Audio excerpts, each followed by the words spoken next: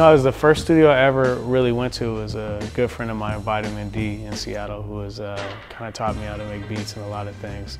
And that was the first studio I ever went to, and that's the monitors he had. So I just thought, you know, I wanted my studio to sound like his studio because I love what his stuff sounded like. A lot of times, studio monitors will sound, you know, will give you an artificial sound that sounds really, you know, it sounds really good for the studio, but it doesn't necessarily translate outside. And I think the 2020s are, you know, they really give you that true sound that sounds good everywhere. I'm not gonna say any names, but listening to other monitors, man, it just blew me away. I can blast them and mix on them at the same time. You know what I mean? So I mean, other than them other monitors, man, I see in a lot of big studios sound just like crap compared to these 2020s. And 2020s they're the move, man.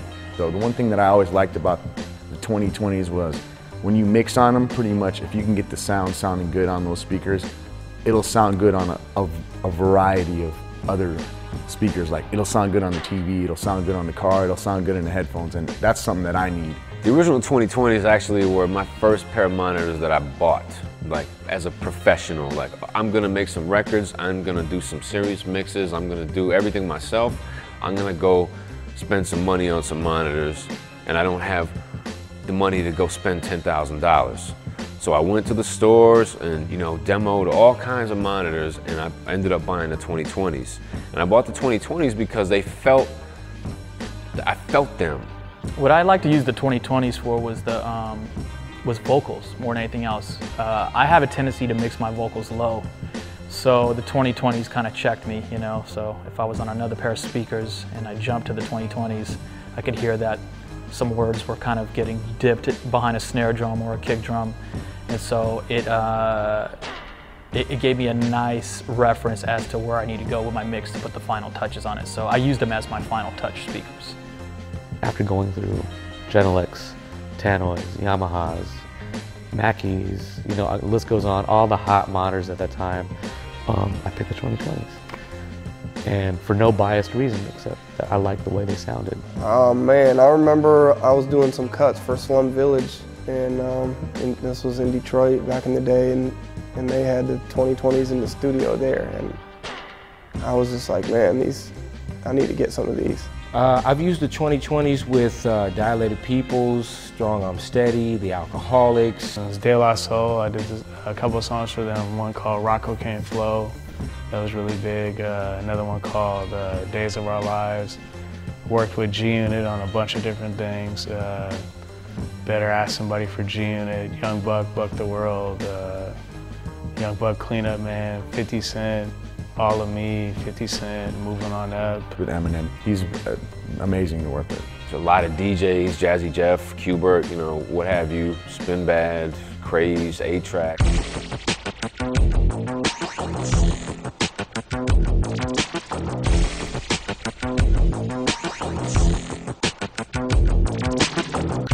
Hearing the new 2020s, I instantly can tell the stuff that I need to adjust because I hadn't heard it yet. So that really is a good monitor. A good monitor shouldn't make your stuff sound good.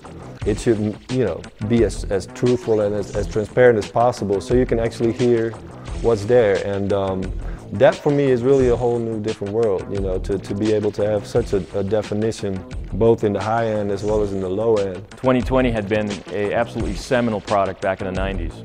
And we're still surprised today the number of artists around the world that talk to us about the 2020, that relive their memories about making those incredible pieces of music on a 2020. Oh wow, you know, replacing the old ones with the new ones. You know, it's what I really liked about them is they're very similar to the old ones, but they seem a little less airy, and just them being powered also brings a different dynamic to them. They kind of just seem like a futuristic version of the old ones, you know, which is basically what we want from it, you know. We use lots of technologies from Opal, which is our flagship product, in the areas of amplification, small signal processing, equalization circuits, and protection. I was conferring with my partner Jake One over here, and I think we agree they sound even better than the original one. Hey, glad they're back. There's a new funk to it. I can't put my finger on it yet. It's kind of a, you know, just an updated, futuristic sound to it. The low frequency amplifier for the 2020 can deliver up to 250 watts of peak power into the woofer. This gives you the boom. This gives you the definition in the bottom end that you're looking for. There's more clarity, in my opinion, on the new ones. I can hear like the top of the snare and the hat. I can hear, I like to call it like the fairy dust on top, the stuff on top, the sizzle. What we did to even improve the tweeter was maintain its character, maintain those characteristics that make it sound smooth, make it sound silky. And then we added modern manufacturing techniques so that every tweeter coming off our production line is absolutely the same. I hooked my shit up so I could hear what my shit sounded like on it. And it sounded incredible, man. I want to keep hearing my shit on those speakers. I can blast them.